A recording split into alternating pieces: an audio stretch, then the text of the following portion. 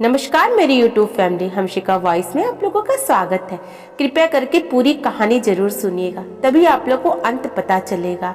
आज सुबह से ही घर में सब बड़े लोग एकत्रित थे और बैठकर मेरी प्राथमिकताएं तय कर रहे थे, क्योंकि उनके अनुसार मैं कोई भी काम समय पे नहीं करती हूँ। मैं उन लोगों के अनुसार कभी भी समय पर कार्य नहीं करती।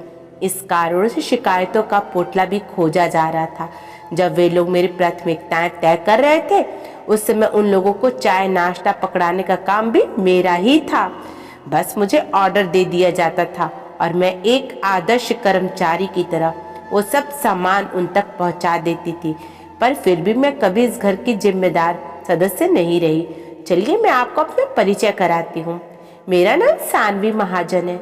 मेरे परिवार में मेरे सास ससुर प्रदीप महाजन और सुभद्रा महाजन, मेरे पति आलोक महाजन, मेरा देवर अजीत महाजन, छोटी ननद दिव्या और मेरे 2 बच्चे सावी और सुयश हैं।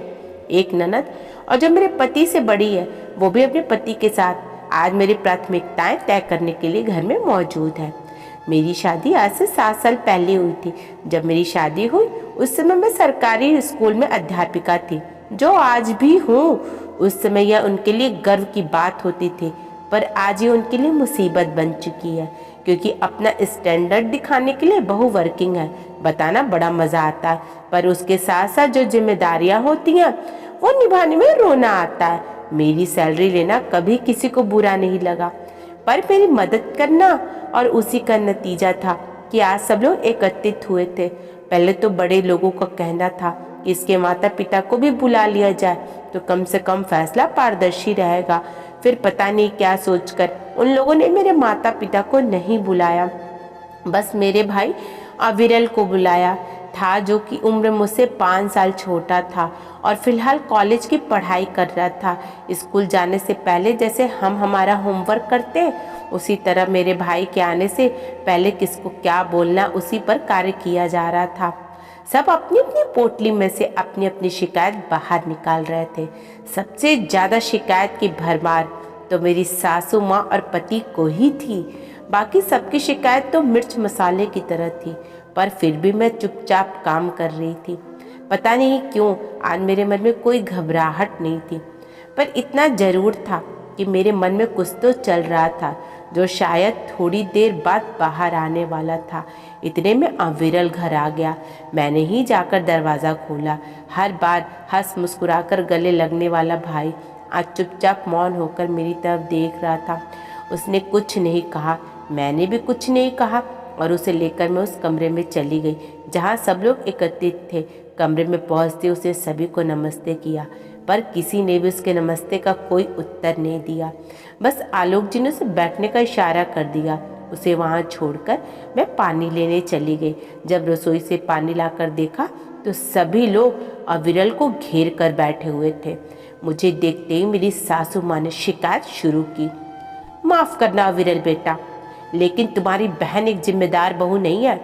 कल सुबह ही ये मुझे दवा देना भूल गई, और तो और कई बार इसे याद दिलाना पड़ता है कि ससुर जी की दवा का वक्त हो गया है। कोई काम समय पर नहीं करती है, यहाँ तक कि जब इसकी मदद करो तब जाकर ये काम करती है। आजकल कोई हिसाब किताब भी नहीं देती है। पता नहीं अपनी सैलरी कहाँ खर्च करती है। हाँ, भाभी तो बिल्कुल कमजोर है। बेचारी मेरी माँ को इस उम्र में भी काम करना पड़ता है। ये कोई उम्र है उनके काम करने की? कल मेरे कमरे की सफाई भी माँ ने ही की थी, छोटी ननद ने कहा। और तो जब हम मैके आते तो ये छुट्टी भी नहीं ले सकती। माँ ही हमें खाना निकाल कर परोसती है। यहाँ तक कि विदाई भी हमें हमारी मन माफिक नहीं देती है। अब की बार बड़ी ननद ने कहा। भाभी तो इतना कुछ बोल जाती हैं माँ के सामने। अगर मेरी बीवी कल को ऐसा करेगी तो अच्छा सबक सिखाऊंगा उसे। इन्हें तो फिर भी सिर आंखों पर रखा जाता है। अब की बार देवर ने अपनी तरफ से तीर फेंका। देखो अविरल, मैं ज़्यादा तो कुछ नहीं कहूँगा, लेकिन घर में यदि सभी को उससे समस्या है तो जाहिर सी बात है कि तुम्हारी बहन में ही कमी होगी। जो पहले का काम है वो बाद में करती है, जो बाद का काम है वो पहले। यहाँ तक कि आजकल अपनी सैलरी का हिसाब किताब तक नहीं देती है। बताओ, ये भी कोई बात होती है? कम से कम पता तो होना चाहिए ना कि ये कहाँ खर्चा कर रही है अब तुम ही बताओ क्या करना चाहिए। अविरल इस बात का जवाब दे ही नहीं पाया और मेरी तरफ देखने लगा। बस उसने इतना ही कहा, दीदी आपकी प्राथमिकताएं क्या हैं? उसका सवाल सुनते ही अपने चेहरे पर मुस्कान लाते हुए मैंने कहा, मैं खुद नहीं जानती कि मेरी प्राथमिकताएं क्या है। मेरी प्राथमिकताएं तो ये लोग तय करते हैं। मेरी सास अभी 55 साल की हैं। पहनने ओढ़ने घूमने फिरने के मामले में ये अभी भी जवान है। बस दवाई लेते समय या काम करते समय बुजुर्ग हो जाती हैं। वो अपनी सुविधा अनुसार मेरी प्राथमिकताएं तय करती हैं।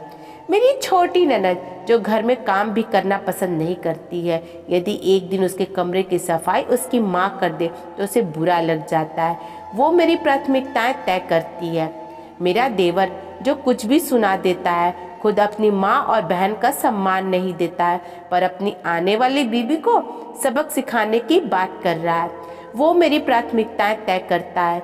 मेरी बड़ी ननद जो मैं के आती हैं तो अपना वर्किंग भाभी से ये उम्मीद करती हैं कि वो छुट्टी लेकर उसके साथ बैठी रहे, जबकि खुद अपनी माँ के कमरे में बैठकर पंचायत करती रहती हैं और भूलकर अपनी भाभी की मदद तक नहीं करती हैं।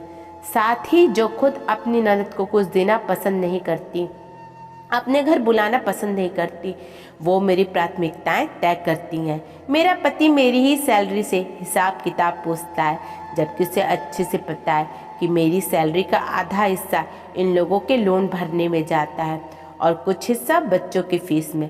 वो भी मेरी प्राथमिकताएं तय करता है।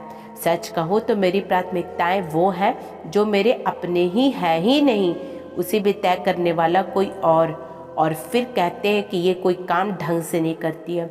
देख ना भाई, सुबह से ये लोग बैठकर पंचायती कर रहे हैं और मैं अकेले काम में लगी हूँ। इन सब ने नाश्ता भी कर लिया पर मुझे अभी तक चाय भी नसीब नहीं हुई, पर फिर भी ये लोग मेरी प्राथमिकताएं ढूंढ रहे हैं। इन सबको सेवा चाहिए, सेवा करने वाली चाहिए, पर बोलने वाली बहू किसी को नहीं पसंद है। अब समझ में आ चुका है कि बहू के खिलाफ तो हर किसी को हमेशा से शिकायत रहती है।